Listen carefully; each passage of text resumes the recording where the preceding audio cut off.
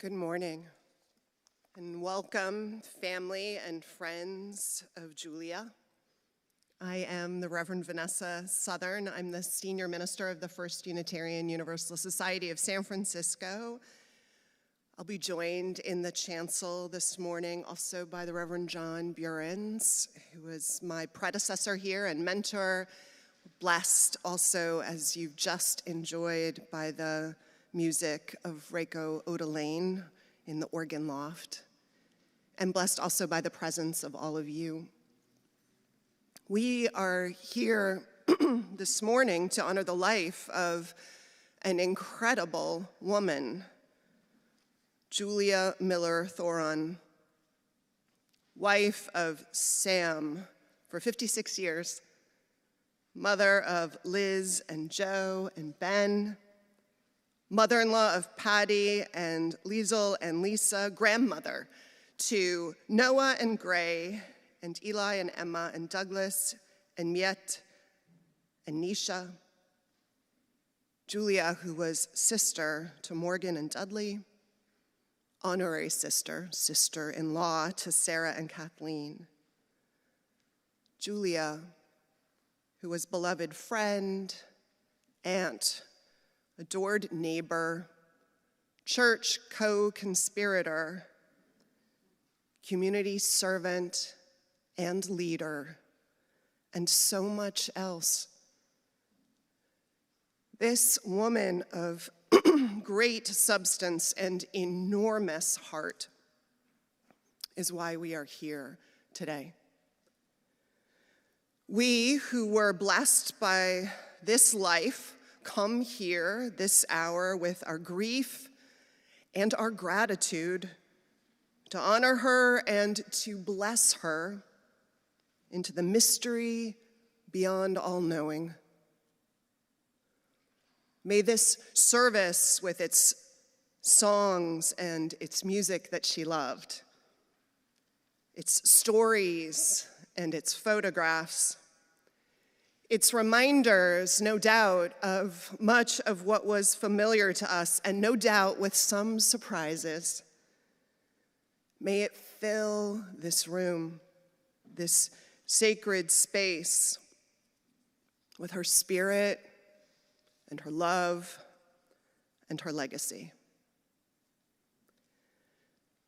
And so we will light our chalice for the truth and vision she carried into this world for others to be able to see and light their ways forward, for the warmth of her love and her care of both stranger and friend, and for the passions, fiery, and commitments that shone through all her deeds and days. We light our chalice for the life and the legacy of Julia.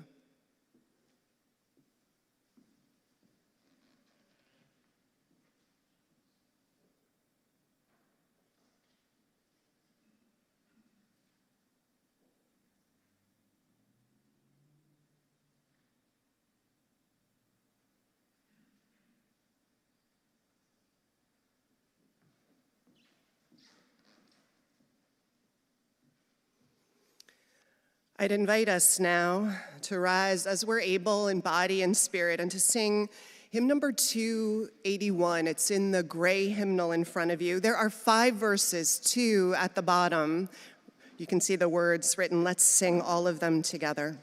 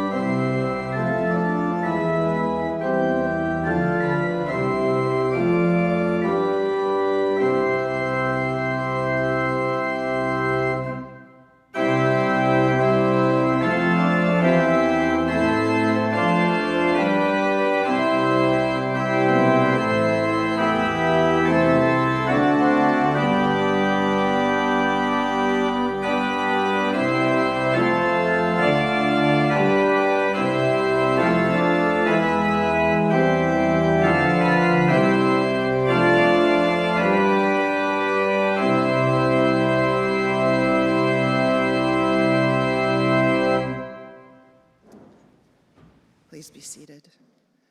I'd like to invite Sarah Allen forward to share with us a reading this morning.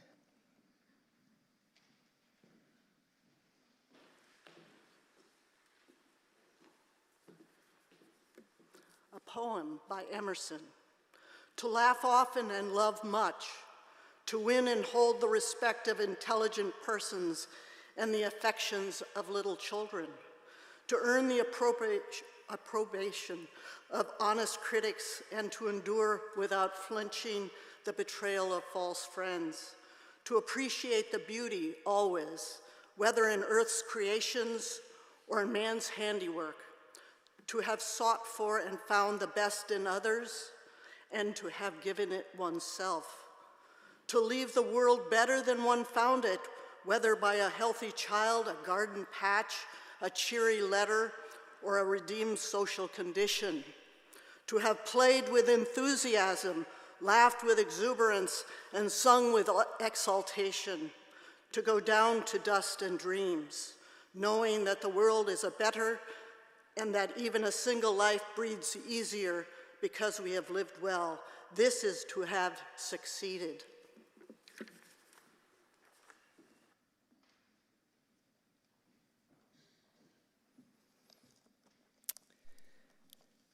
Thank you, Sarah, for sharing those timeless words about a successful life, written by one of our Unitarian Universalist leaders of thought, who also preached from this pulpit, I'm told.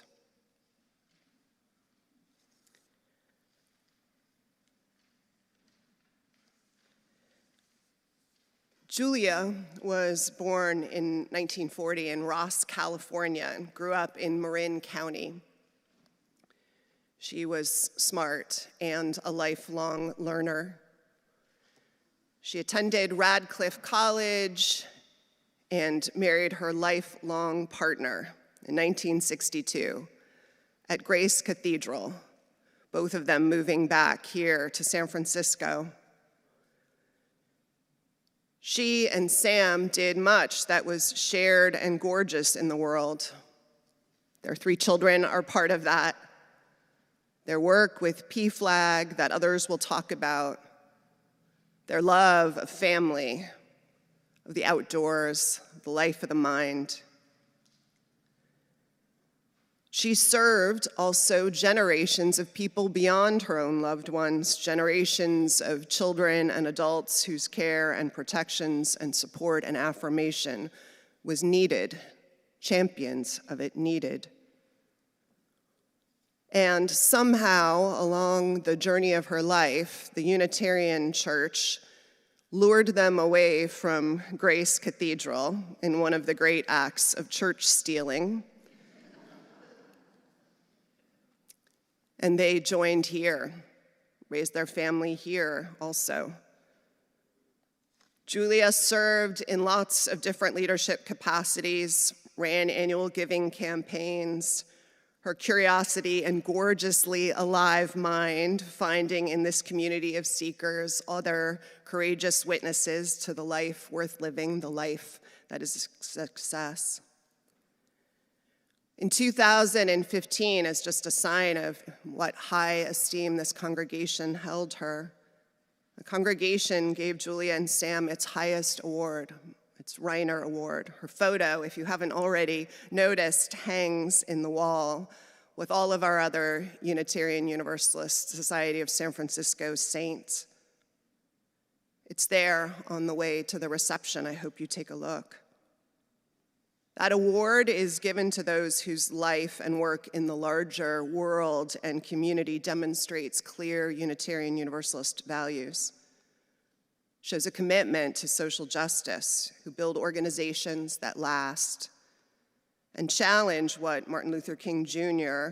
described as those things to which we must stay creatively maladjusted. Julia would thereafter be drafted to serve on the Reiner Award Committee and choose the future saints who would join her and Sam on that wall.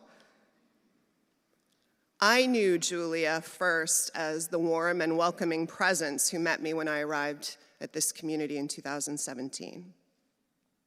But I got to know her when she and Sam agreed to host our young ministerial intern for a year in their home. They hadn't even met Sherry, but they agreed without too much concern, which is amazing, I think. Most folks, when they're in their mid to late 70s, like things their way. I mean, not to stereotype, but I already like things my way. I'm barely an empty nester. Like things quiet and predictable. And Julia and Sam welcomed this young person, this minister in formation, new to the city, and they made Sherry family. I'll share some words she sent at the end of my remarks. And they welcomed me with her as a more regular visitor in their home. Over that year, we had lunches in the kitchen, and intern committee meetings and random dinners at their dining room table, sometimes with lots of invited guests. It was a year also when Sam got ill, the cancer that would take him, and Julia also started to show the cognitive decline. But in all of that too, there was so much grace. Both of them showed all year an openness, careful, kind recognition through all of the changes and the news and the challenges.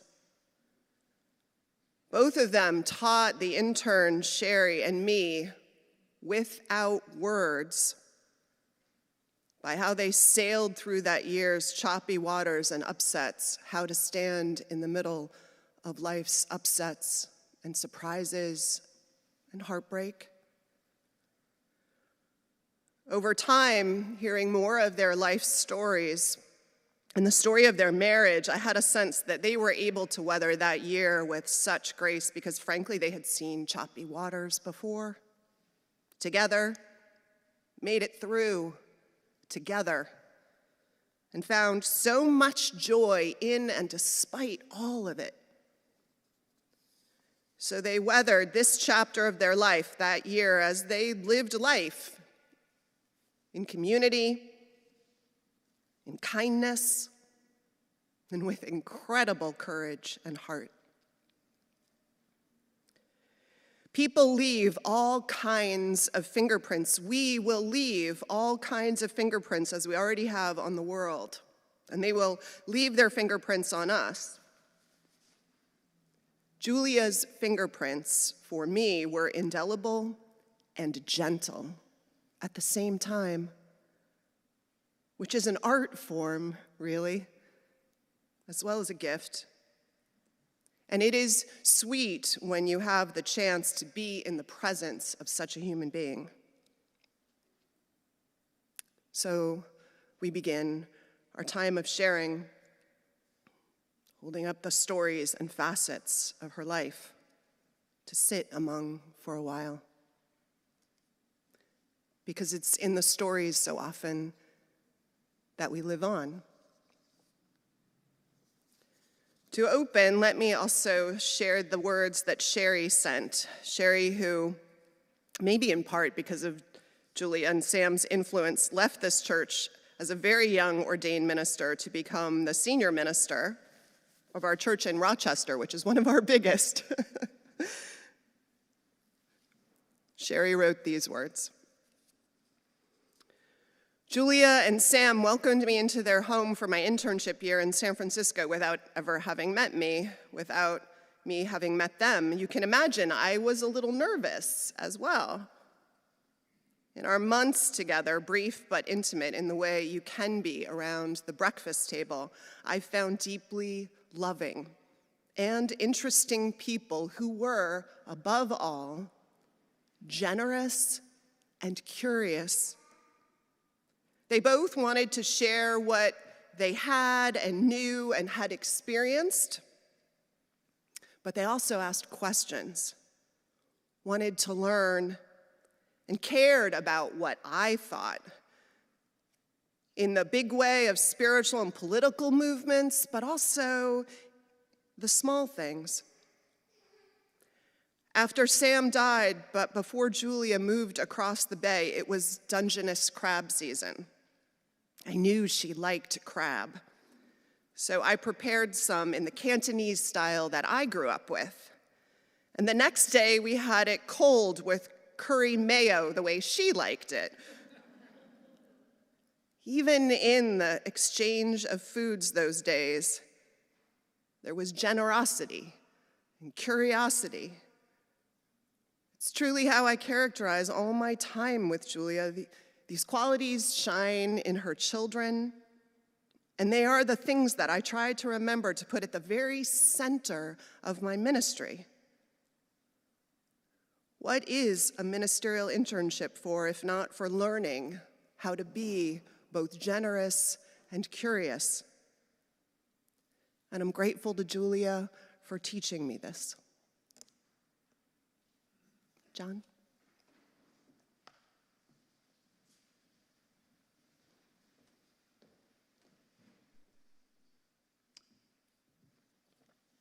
I think I'd be untrue to the spirit of Julia and the spirit of truth if I didn't do a small reveal about the reading we heard, which, while very much in the spirit of Ralph Waldo Emerson, was written by a woman, by God. Bessie Anderson Stanley penned those words in 1905 in a magazine contest about what constitutes a successful life. When Emerson himself visited California in the spring of 1871, he really did stand in this historic pulpit. Horatio Stebbins, who was the minister at the time, invited him to speak at the evening service. Later, Stebbins said that Emerson had soared so high he was afraid the people's wings were sore in their pinions from trying to follow him. But he spoke about immortality. He cited the wisdom of Solomon, which 3 centuries before Jesus declared the universalist truth that the souls of the just are in the hands of God, where no torment shall touch them, and the memory of their deeds is immortal, because it is known with God and with us.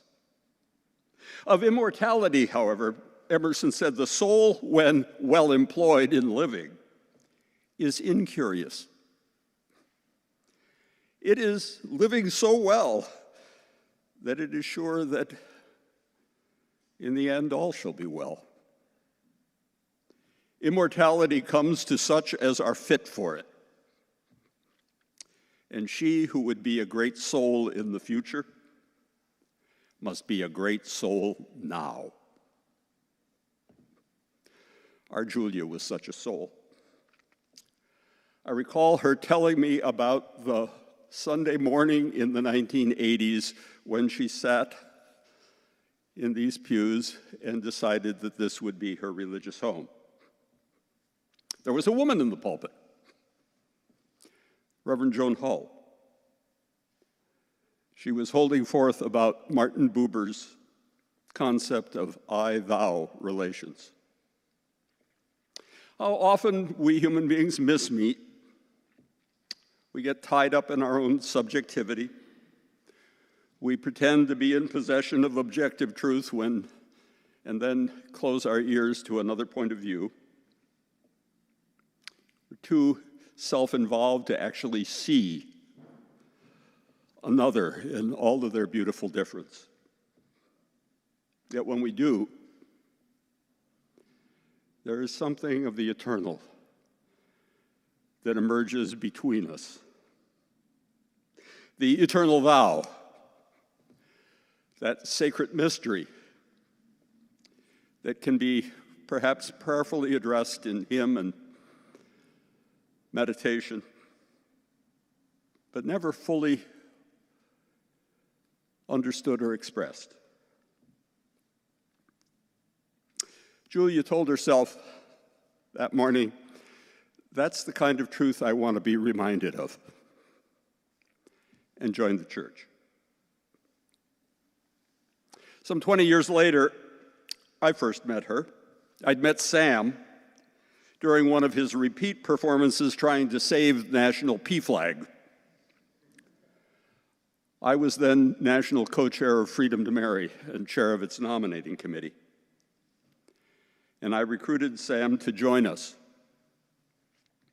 I was also serving on the board of our progressive but rather impecunious seminary in the East Bay, Star King School. And I became very grateful for the hospitality I received at the Hotel Thoron, where Julia, of course, could not have been more gracious or self-deprecating, always apologizing that roast chicken was the only guest meal she knew. When I decided to take the interim ministry down at the Unitarian Universalist Church of the Monterey Peninsula, my wife Gwen and I often stayed with Sam and Julia every time we had occasion to come up to the city. My wife's only sibling, her brother, had died of his alcoholism here in San Francisco at the tragic age of only 36. Through Sam and Julia's openness about Sam's struggle with that illness, I gained some perspective about how Julia's serenity had been tested during the 1980s by Sam's drinking and attempt to recover.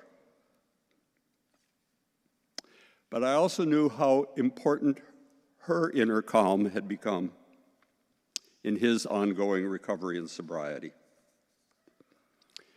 When they celebrated their 50th wedding anniversary, they honored Gwen and me by asking us not only to attend the celebratory dinner, but also to open it with a few suitable words. After that, of course, for 3 precious years, I had the further honor of serving this congregation and becoming Julia's pastor and Sam's confidant. When he was hospitalized himself, I recall him telling me how concerned he was about the beginning signs that Julia had some cognitive challenges that needed to be taken very seriously, and that appropriate care for her had to be arranged before he was gone. Issues I now find myself living in my own marriage.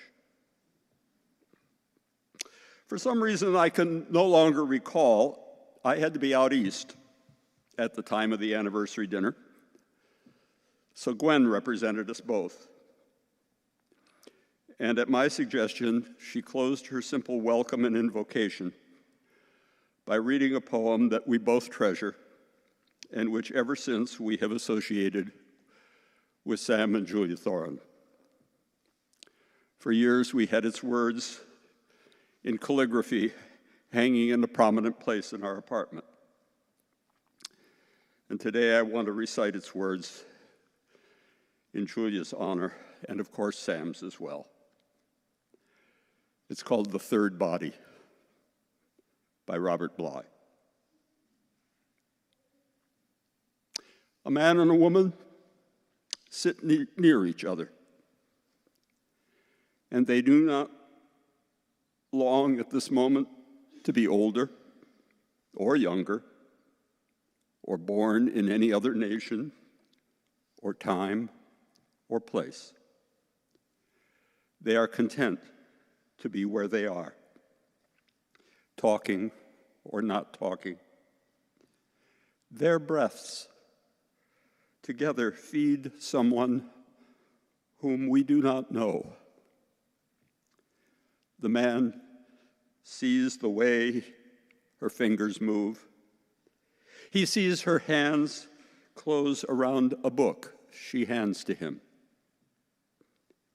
They obey a third body that they share in common. They have made a promise to love that body. Age may come,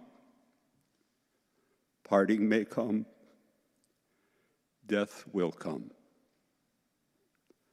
A man and a woman sit near each other. As they breathe, they feed someone we do not know. Someone we know of, whom we have never seen.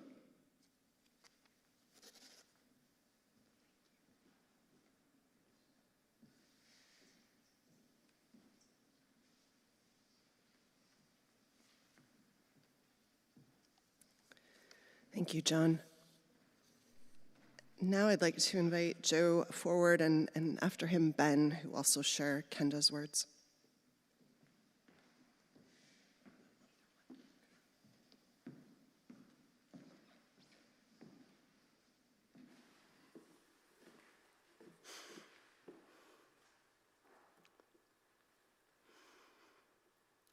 Mom would have been so happy to see all of you. So,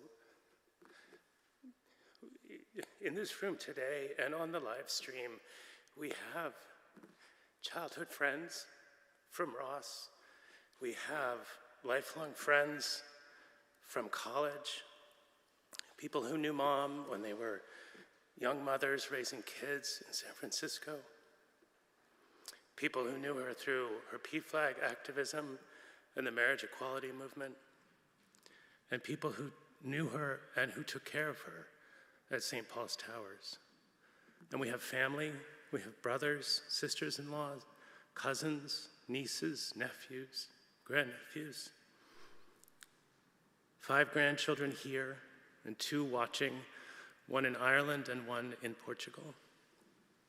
Cousins, second cousins, maybe third cousins. I don't know. Sam could keep track of that. I can't. On Sam's side of the family. So it's just like a wonderful testament to a life filled with friendship and family. And now I want to go in a little bit of a different direction and talk about a couple things that drove Ben and Liz and I absolutely crazy about our mother. So over the past few years, Mom's mobility declined a lot. For a while, we could walk alongside her with a steadying hand. Then she was using a cane or her 2 sticks, which was terrifying to watch. And then finally a walker, and eventually a wheelchair. It took forever to get places, not just because she moved slowly, but because she would stop, frozen, in the most awkward places.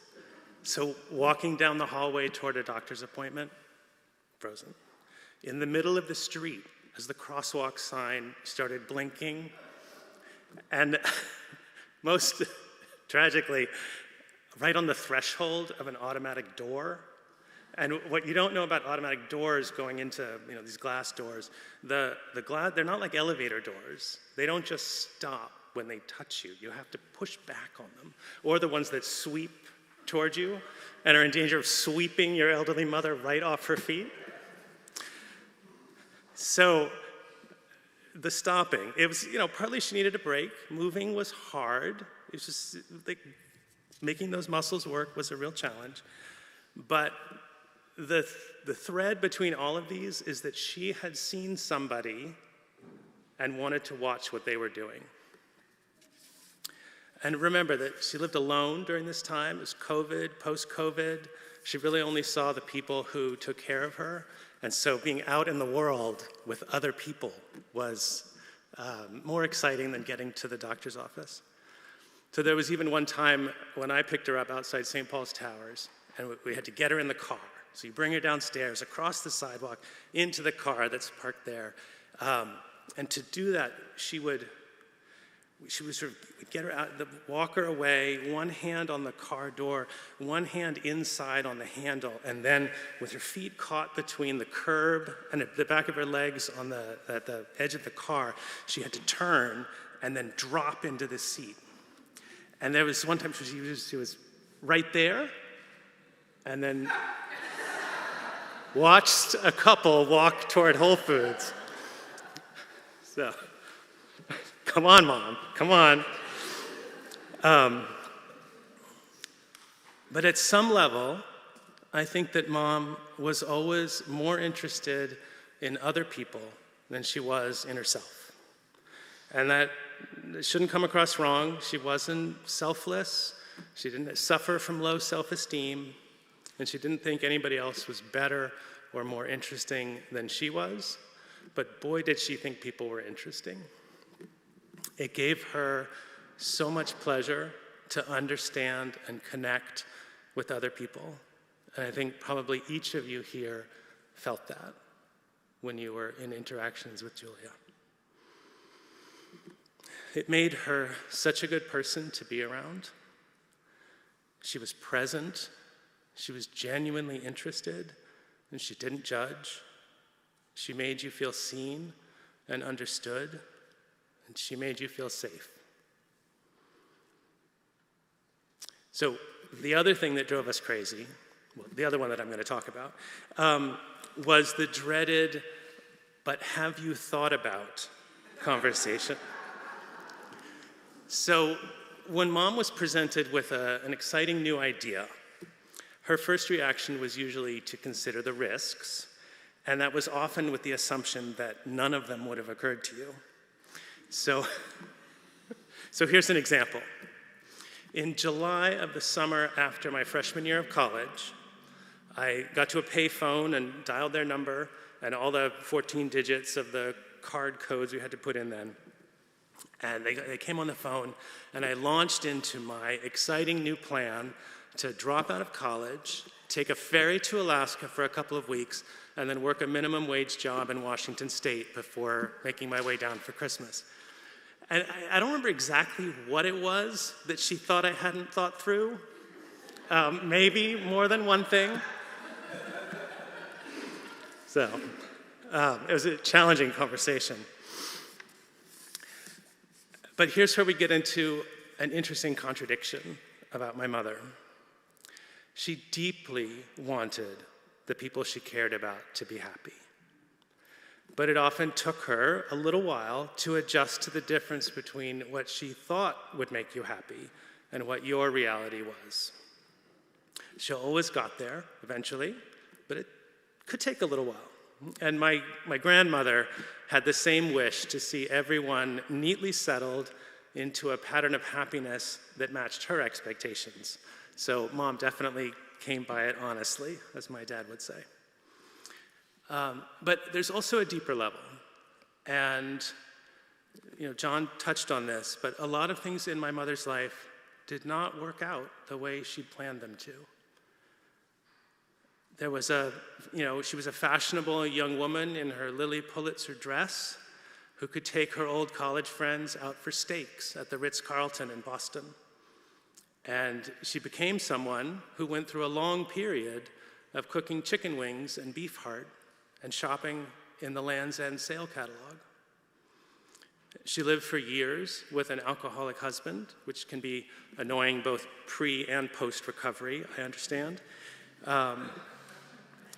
And she watched him sink their money into a business that he was never able to make profitable. But she always rose to the challenges life presented her. When Dad got sober but had trouble finding and keeping work, she went out and got a job. While the little red Porsche she'd used to drive us down to the grocery store in was stuck in the garage with no money to fix it, she drove an underpowered, secondhand 1982 Honda Civic back and forth to work. And she provided the financial stability for my parents to keep their house and to give my dad time to get back on his feet. Again, she made it safe. When Liz came out in 1990, Mom initially and briefly had a hard time with it. I don't remember if she said anything along the lines of, "But have you thought about?" But I'm sure some part of her was thinking it. And she did tell me at the time about her sense of loss, that Liz would never have the wedding that she had wanted and imagined for her. But she moved quickly from hanging on to the story in her head to embracing the real story that was unfolding in front of her. She spent the rest of her life helping other parents learn to embrace their new reality of being parents of queer children. And when that wasn't possible, she helped the kids and adults who were estranged from their parents feel seen and understood and loved. Not many people know this, but as a teenager, Mom was briefly estranged from her own parents to the point where she moved out of their house and lived with another family. The issue at hand was whether a baby adopted by her uncles deserved to be welcomed into the family wholeheartedly or with reservations. Want to guess which side she was on? So she and my father were also committed activists for marriage equality, and contrary to her short-lived worst-case scenario, she did get to see her daughter married in a beautiful ceremony in one of Mom's favorite places in the world.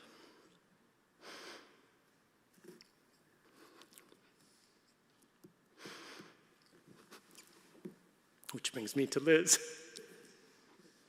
So,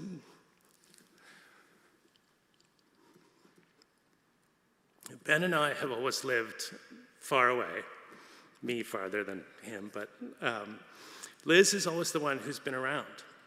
And years ago, that meant she got stuck in the Alateen meetings during my parents' enthusiastic early days of recovery.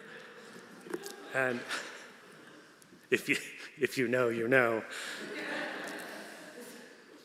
More recently, it's meant that she took on the primary caretaking role after my dad died. It was not easy. She shepherded Mom through the wrenching transition from her home of 50 years to a small apartment in Oakland and St. Paul's Towers. She got her through cancer treatment, the long isolating months of the COVID lockdown, countless hospital visits, and long stints in the skilled nursing facility. She managed endless details, wrangled family members, and squeezed in a full-time job into the moments between doctor visits and the CVS prescription pickup line. I am so grateful, Liz. Thank you all so much for being here today.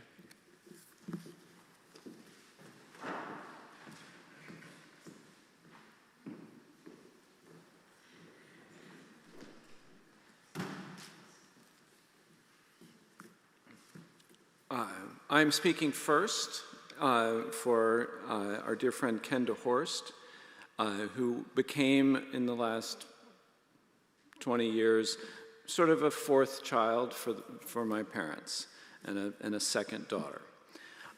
So I'm reading on her behalf, and then I'll go into some remarks, although after Joe's, I haven't got much left. That was fantastic. Julia did amazing things over her career with PFLAG San Francisco. I think their first meeting was in early 1990, it was. Within a couple of months, Sam and Julia had taken on board responsibilities in order to keep the local chapter going. Of course they did. With other leadership, Julia and Sam moved PFLAG board meetings to the first Wednesday of the month and the general meeting to the second Sunday of the month. Sam roasted whole chickens and Julia made a big green salad. If you showed up early, you were asked to grate carrots, dice green onions, or cut the fresh bread. As chapter leaders, Sam and Julia made many extraordinary contributions, even as they passed specific roles back and forth to one another. Here's a list of a number of major projects they were involved in during those years. They hosted the PFLAG National Conference here in San Francisco. They supported AIDS work by supporting the parents who came from out of town to be with their loved ones in their final days. Sorry, AIDS, wow, we've gone a long way. It brings it back.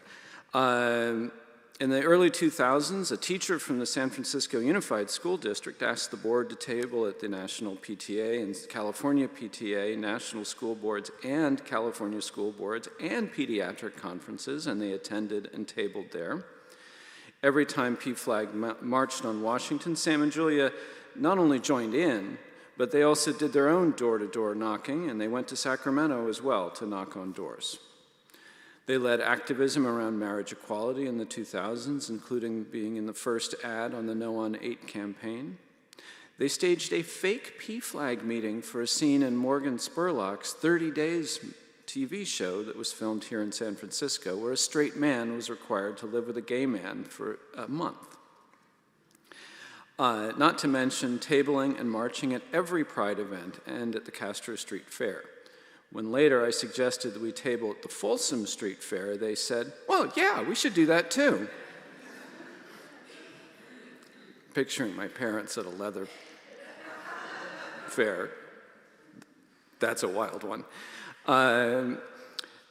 These are some of the big things they did and the things that were seen to the outside world. But what Julia did for PFLAG was that she showed up every Sunday, every second Sunday from 2 to 4 p.m. at a church across the street from Safeway on Market Street at Church Street.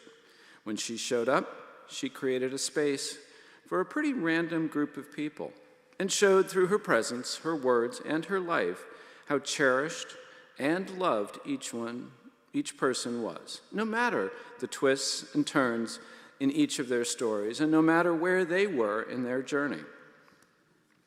If you were the parent coming in with questions because you cared about your child, or if you were the child coming in wondering what your parents were thinking, Julia was there with a listening ear and a hug.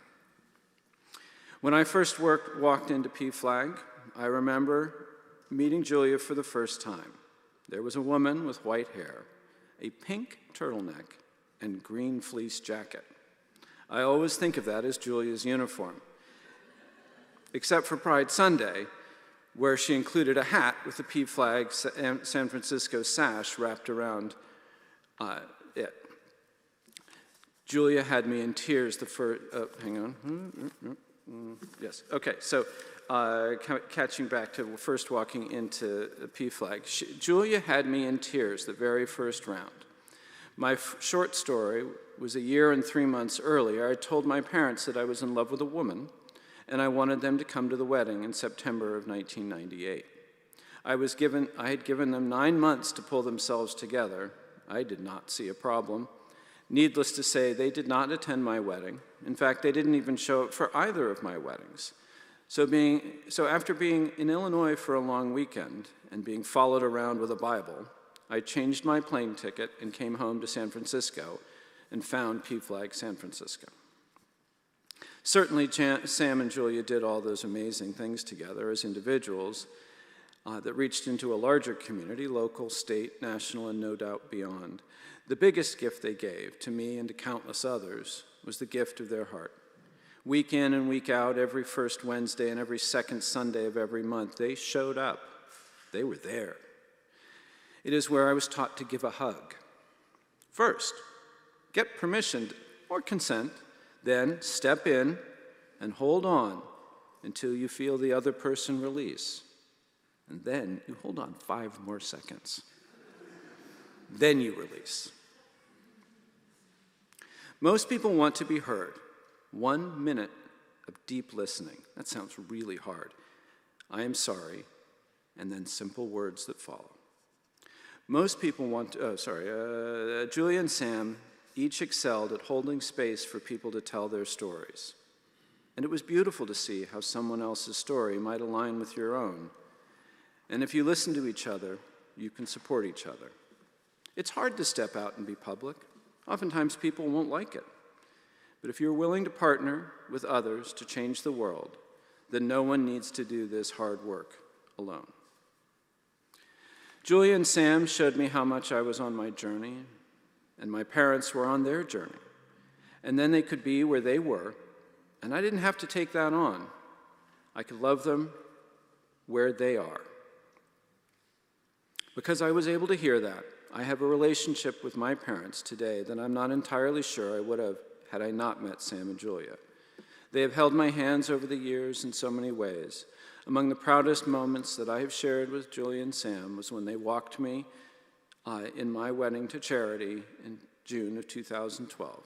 Going one step farther, the next year, they showed up at City Hall and served as witnesses to our legal wedding.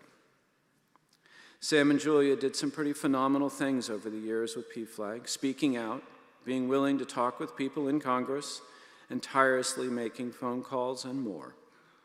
But their greatest strength was much quieter, showing up the second Sunday of every month and supporting a group of people with boundless love and a light that will shine forever. Ben, Liz, and Joe, thank you. Your parents came to PFLAG to find support, and they did over the years. But what they also did at board meetings was share what was going on in their sons' lives also. So even though I have only met you a couple of times, I have heard a lot of family stories. Thank you for sharing your parents with the rest of us. Thank you, Julia. My heart is so tender.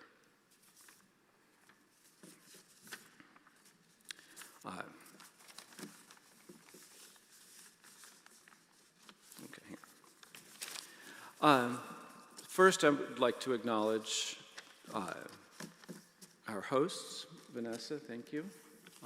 Rico, for your beautiful music. Jonathan, for supporting us technologically and getting us out onto the internet. And for all of you who came today. I really appreciate it. I'm just going to keep this relatively short, even though that's difficult, because Joe, you nailed it. So I really appreciate it.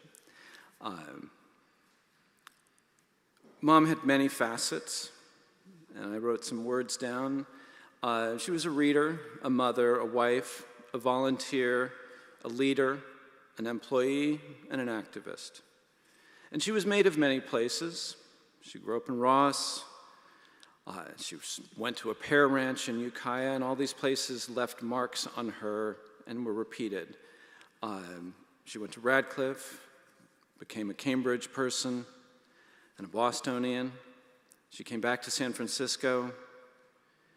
She summered in Martha's Vineyard, and finally lived in Shallow Beach. There's so many people who she called touchstones. She was curious about them all, and they left a mark as well. They were family and friends and colleagues, and people here and absent friends. And in the course of the last month or so, listening to people talk about her and getting notes and comments, a lot of words come up, and some of them come up over and over again. Kind, smart, powerful. Powerful, yeah. Dignified, inquisitive,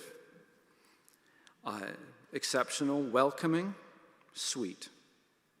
Positive, resilient, fierce, loyal, optimistic, an amazing soul, an intensity of spirit, curious, and engaged in the world.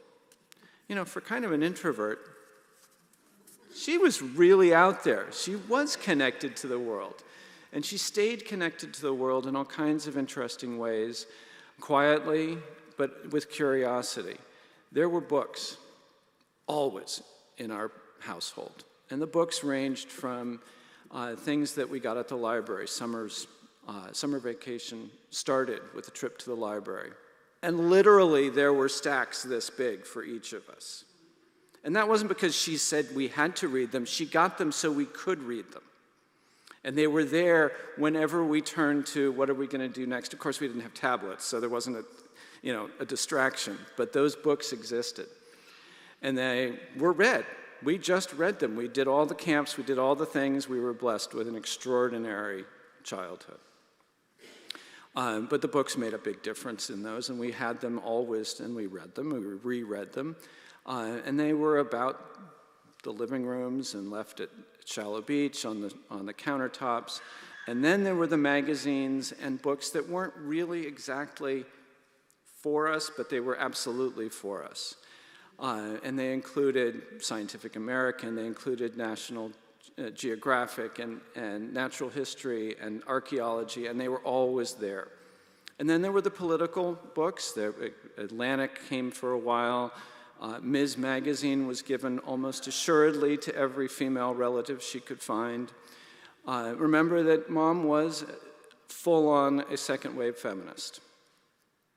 She was fully invested in the experience of growing up as a woman in the 60s and becoming an adult in the 60s and becoming a parent in the 70s, and she was fully there trying to figure out what it meant to be a woman in a marriage in a traditional family, and encouraged her friends to have bank accounts for themselves, to nurse if they so choose, to become fully independent persons, even if their marriage tended towards the traditional. Those books extended to all kinds of topics. She was body positive. She was abortion rights positive. She was women's health positive. She was sex positive at a time when that was kind of, maybe it was fine, I don't know, but it was present in our life. There were books on growing up and identifying, what your boy's body was, what your female body was. And finally, there was Sex for One, which was a book handed out, given to several young relatives at a point in their lives. And she was very proud of this. So, yes, fantastic. And she was really determined to teach her sons their reproductive responsibility at the same time. It was not a woman's problem, it was a man's problem. And get over it and do it. So growing up, there was always that level of curiosity and exposure to new things. Even when it was quiet, it was there and you knew that she cared. She loved her family. She loved her extended families. She loved her husband's family and all of their connections. She was fascinated by all of the history and the books, and when she got the opportunity to invest in time in learning about all of our families, she dived into it. She kept records, she took notes, and all of those things have lived on. At one point, she went to Ohio to see where her father's family had come from, but also to see where her husband's family, Sam's family, had come from. And she took a diary in the form of a tape recorder. And so as she left each site or arrived on site, she would talk about her experience of doing that and then later transcribed it. So we have this history of her curiosity. She was resilient. She faced, as Joe said, challenges that were not expected and surprised her and shocked her, and she got through them. She figured out what she was, and she moved forward. She was also a lot of fun. She played with us. She read to us. She enjoyed the experience of being a parent just as much as the experience of being an activist. She invested in it. And we loved that. And we experienced a sense of safety in her family that is a guideline to everything that I've done afterwards. How am I doing for time? Okay, we need to get to food and get this wrapped up. So, okay, just one last thing. When I was last here at this pulpit, we were celebrating my father, Sam Thoron, and so we talked a lot about that. But today, this is about the Miller family and what it meant to grow up. Sorry. Once the nose starts running, everything goes. To grow up in the Miller family was an amazing cocoon of happiness. You all may have had your challenges growing up, I get it, everybody does, but Betty and Dudley Sr. created a close, warm, friendly family where children and grandchildren were appreciated for the human beings that they were. And that was carried on by Morgan and Dudley and Sarah and Kay just as much as Betty and Dudley. So that when we were little, we could play with them at any level that we were at, whether it was puzzles, whether it was eating sticky buns on the front porch at Shallow Beach with butter, lots of butter. We were humans to them. We were not just children to be sent away. It was real, and it was emotionally true. And later on, the Miller family, Dudley and Morgan, treated us as adults and played with us at all kinds of different ways. Sailing with Dudley, talking about wine with Morgan was an amazing place to grow up, and I am so grateful for all of you for being the Millers and the other family, and so thank you. It was not always easy for Mom to grow up and become an adult in Sam's family. As many of you know, Sam's mother was Tyrant, known as the Dragon Lady of Georgetown at various points. And that's a real shock from where she grew up. And yet she was able to balance those in the long run and create a family of love and safety for us that I will cherish forever. And so to Mom, thank you. And I appreciate you so much, and I'll miss you. Thank you.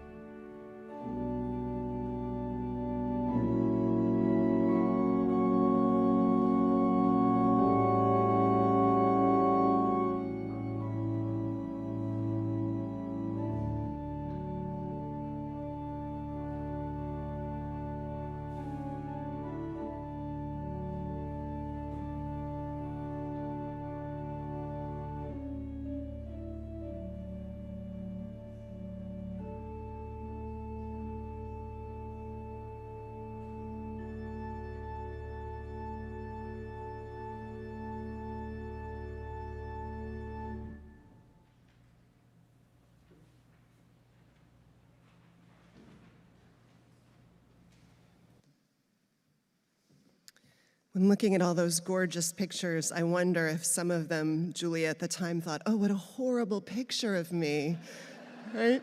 And they're all so beautiful, so joyous. It's a good reminder to us all. It says in the back page of the Order of Service, it has words by the poet Mary Oliver, words from her poem In Blackwater Woods, where she writes, to live in this world, you must be able to do three things: to love what is mortal, to hold it against your bones, knowing your own life depends on it, and when the time comes, to let it go, to let it go. The same poet in her work, The Summer Day, asks, doesn't everything die at last and too soon? Tell me, what is it you plan to do with your one wild and precious life? Having heard so many stories today of what one life that loved what is mortal with all her being and held it tight against her and answered the question of what to do with her one wild and precious life with so many full-hearted yeses, right? Yes to family and marriage, come what may. Yes to community and service, whatever it asked. Yes to boldness and working for change. Yes to sinking into the joy of the beauty of words, of a night of camping under the stars and natural beauty and the quiet of an afternoon nestled in the nook by a window. Yes to all of it.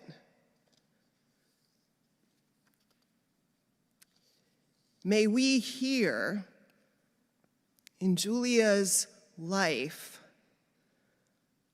not only a reminder of the richness of the life of someone that we loved and a reminder of all the ways that she blessed and informed our own lives, but also the invitation to revisit the question of what we choose to do with our one wild and precious life and say a full-hearted yes again to everything that we love and believe in and want to leave behind, plowed into this world to stay.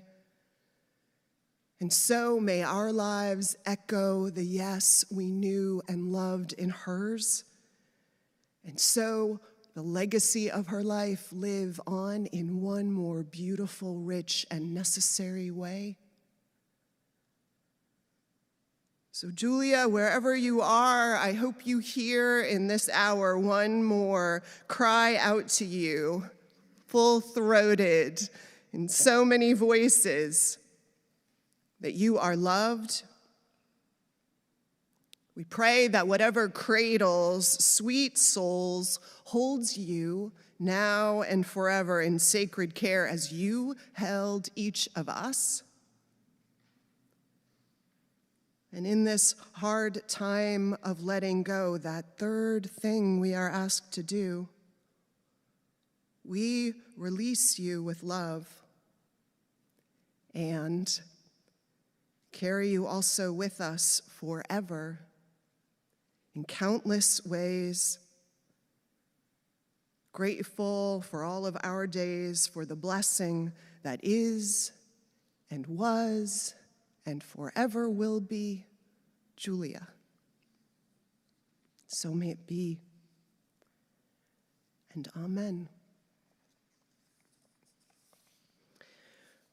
So one thing that Ben told me about Julia is that she would come to, I think it was the Friday service at Grace Cathedral that was it was the hymn sing only So that was the service, the kind of Vespers or the service that she would go to, because she loved to sing, and she was really clear that you didn't need to have a great voice, that what was great about singing and singing hymns was that you sing full-throated, full-hearted at the top of your voice. So in that spirit, I'm going to invite us all to rise as we're able in body and spirit to sing our closing hymn, which is 103, in your gray hymnals again, For All the Saints.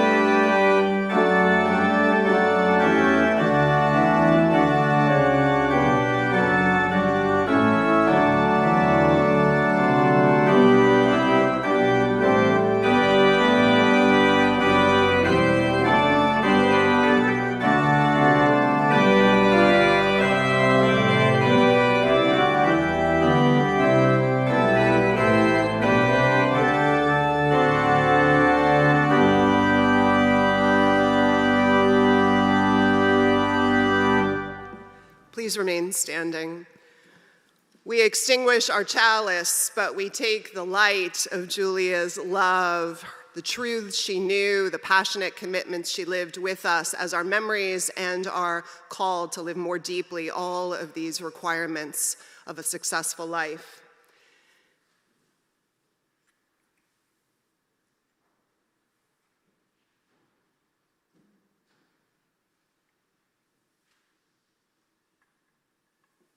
I invite you to join hands as you're able, as we say our benediction.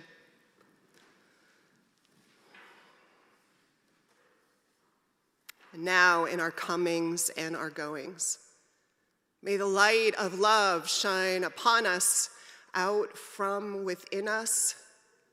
Be gracious unto us and grant us peace. For this is the day we are given. Let us rejoice and be glad in it. Amen. I invite you to be seated for the postlude, and then we'll retire for the reception afterwards.